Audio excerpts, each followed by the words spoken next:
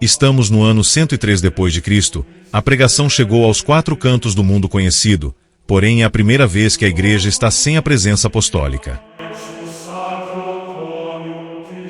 Se já estava difícil seguir o Eterno com eles entre nós, agora estava muito mais sem sua presença.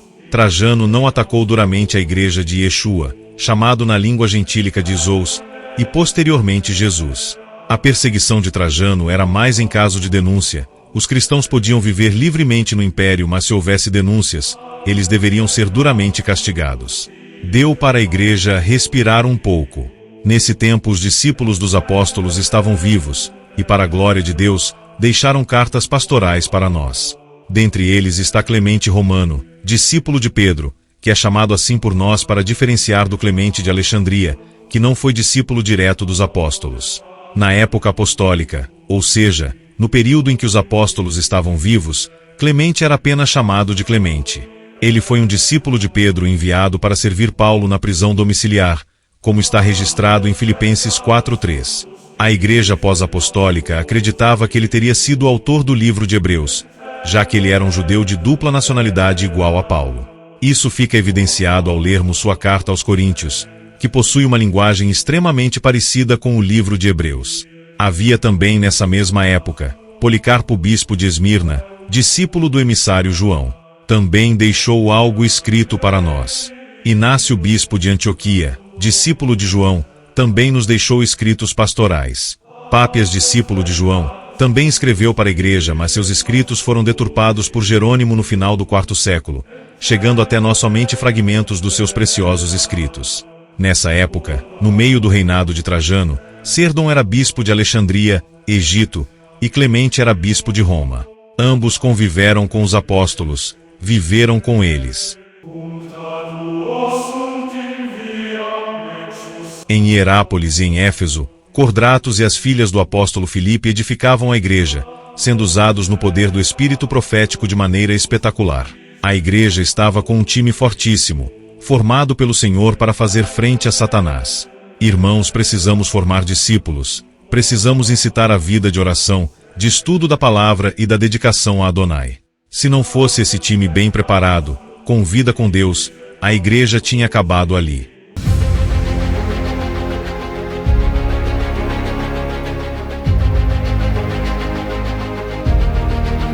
Cordratos não só era profeta, mas também apologista, e conta em sua apologia ao imperador Adriano, que sucedeu Trajano, que muitos irmãos que foram ressuscitados por Jesus chegaram à velhice, a ponto de muitos da geração dele terem visto essas pessoas. E muitos que foram curados e ressuscitados pelos apóstolos, estavam vivos ainda naqueles dias, como testemunhas de que a mensagem de Yeshua é real.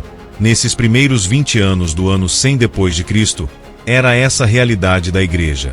Essa galera deixou discípulos, e muitos deles escreveram para nós. Esses escritos são chamados de patrística, a coleção dos pais da igreja. Obviamente é um nome dado posteriormente. Eu prefiro chamar de os escritos dos primeiros séculos, em obediência a Yeshua que ordenou, a ninguém chamem de pai, pois um só é o vosso pai, e está nos céus. Mas para que você possa encontrar essa coleção de escritos, e baixá-los ou comprá-los, o nome é patrística, coleção patrística.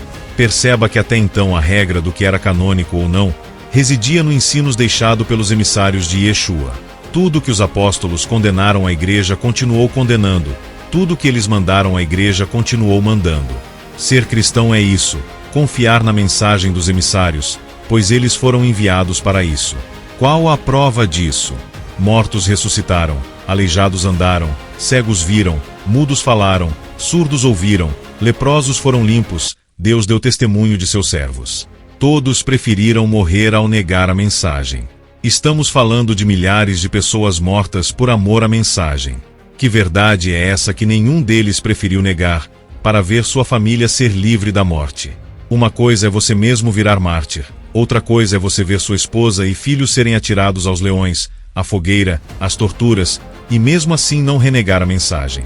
O que eles viram que foi mais forte que o medo da dor e da morte?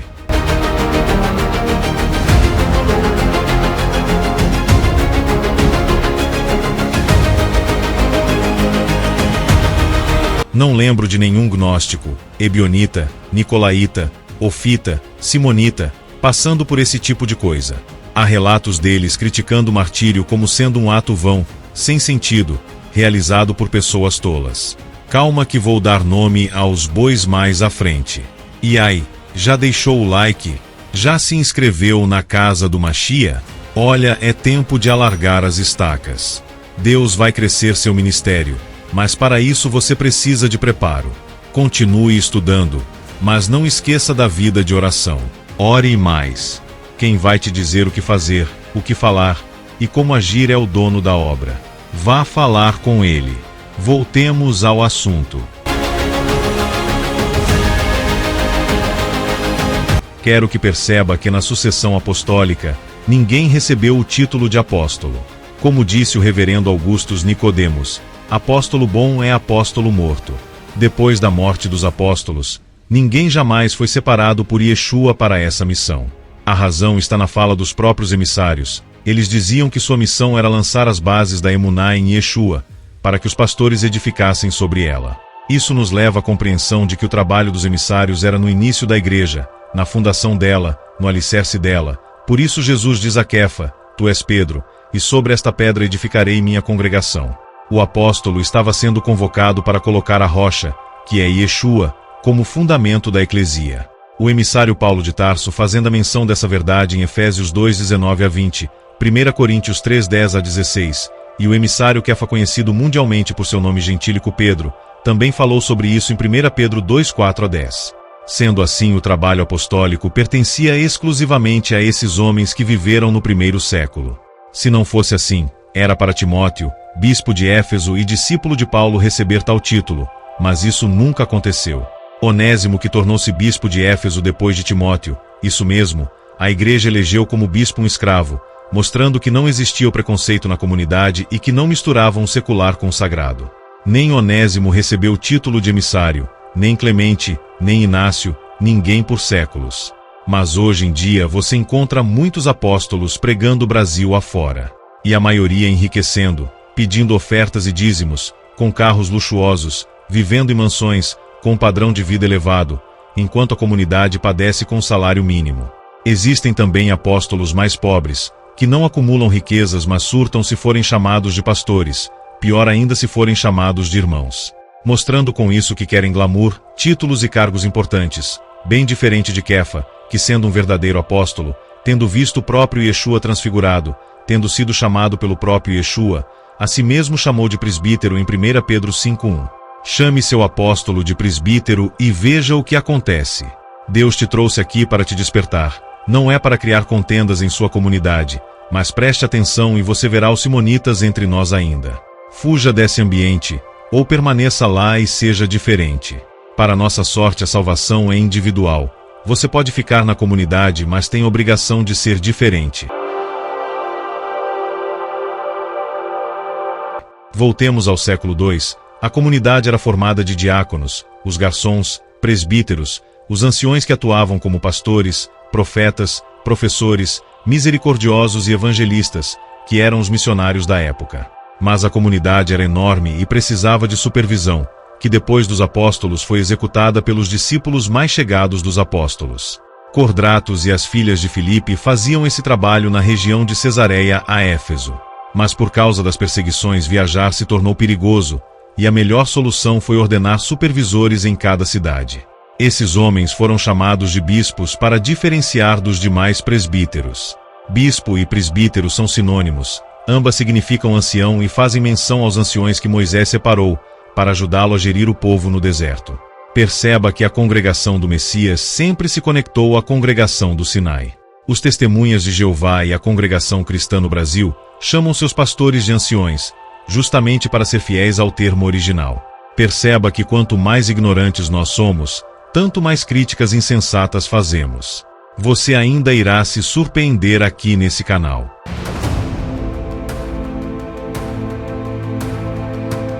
Então o bispo do segundo século agia como supervisor dos presbíteros, como mantenedor da boa doutrina apostólica. Hoje o serviço dos bispos é feito pelo pastor presidente de cada região de uma denominação. O pastor setorial é um bispo, segundo a história da Igreja. Lembrando que não importa a nomenclatura que nós damos aos nossos pastores e obreiros da comunidade, importa é o serviço que eles fazem. Não queiram ser chamados de bispos só porque descobriu que historicamente tal função pertencia a eles. Isso pode mostrar um coração com tendência ao orgulho e pretensioso. Seja humilde como Yeshua, que esteve na terra sendo Deus, o título mais excelente do universo, e nunca exigiu ser chamado assim, nem tampouco ordenou alguém que o chamasse de Rei do Universo. Jesus mesmo não estabeleceu nenhum desses cargos eclesiásticos, com exceção dos apóstolos. Ele claramente proibiu sua igreja de ter nomenclaturas como mestre, líder, pai, em Mateus 23. Mas o Espírito Santo claramente separou alguns homens para servirem como professores da Torá na comunidade. Separou alguns para guiar, liderar os demais. Aqui surge um problema técnico. Como chamariam essas pessoas? Do que chamariam um rabino da Torá? Como deixariam claro qual a função dele na comunidade? Aprenda esse segredo que Yeshua me ensinou essa semana em oração. Todo problema vem junto com uma solução. Tudo que é criado em pares, macho e fêmea, ativo e passivo, forte e fraco, rude e suave. Esse princípio existe em Adonai, essa dualidade existe nele, e portanto penetra toda a sua criação. Sendo assim, quando você cria um problema, está criando junto com ele uma solução. Quando você cria uma dificuldade, imediatamente criou também o escape. A questão é perceber a solução, o escape, o consolo, a cura. Nem todos conseguimos encontrar na situação essa parte. Mas adivinhe, Elohim vê todas as partes, todas as possibilidades. Precisamos acessá-lo para ter ciência das soluções. Por isso eu não sei o que te aflige. Só posso dizer que junto com esse mal veio também o bem. Junto com esse problema veio também a solução. Você só precisa acessá-la.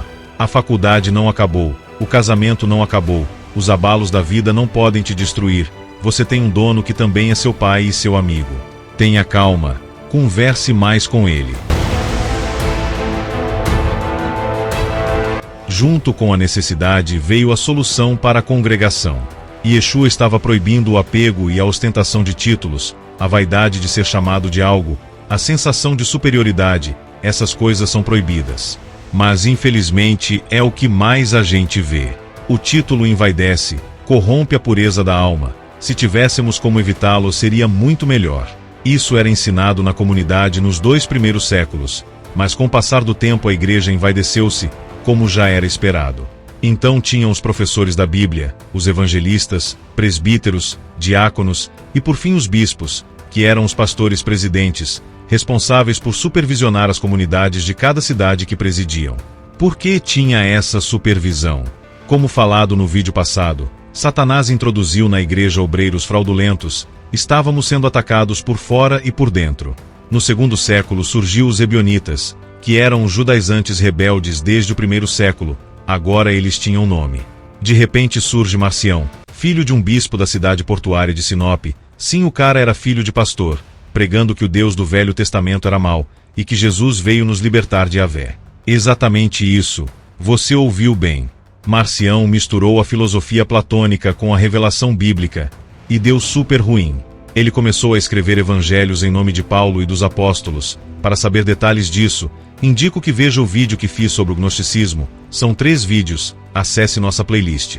Você verá com detalhes o que Marcião, Cerinto e Menandro falaram e o estrago que fizeram no reino de Adonai. Nesse período surgiram os evangelhos de Maria Madalena, Judas Iscariotes, Tomé, Atos de Paulo e Tecla, Atos de Pedro, todos escritos depois da morte dos apóstolos. Como sabemos disso? É simples, os amigos dos apóstolos estavam vivos nos 30 primeiros anos do século II, e todos sem exceção rechaçaram tais escritos. Não estamos falando de 5 pessoas, estamos falando de centenas. A dúvida sobre esse tema veio surgir no meado do século III ao IV século, pois eles continuaram a produzir pseudoepígrafos, continuaram a propagar suas teorias nocivas e estranhas século afora. Para saber mais, se inscreva no canal, para não perder o próximo vídeo. A igreja começa a passar por grandes mudanças no meado do 2º século, e contaremos tudo no próximo vídeo. Grandes homens e mulheres surgiram na comunidade do Messias. Até breve. Shalom.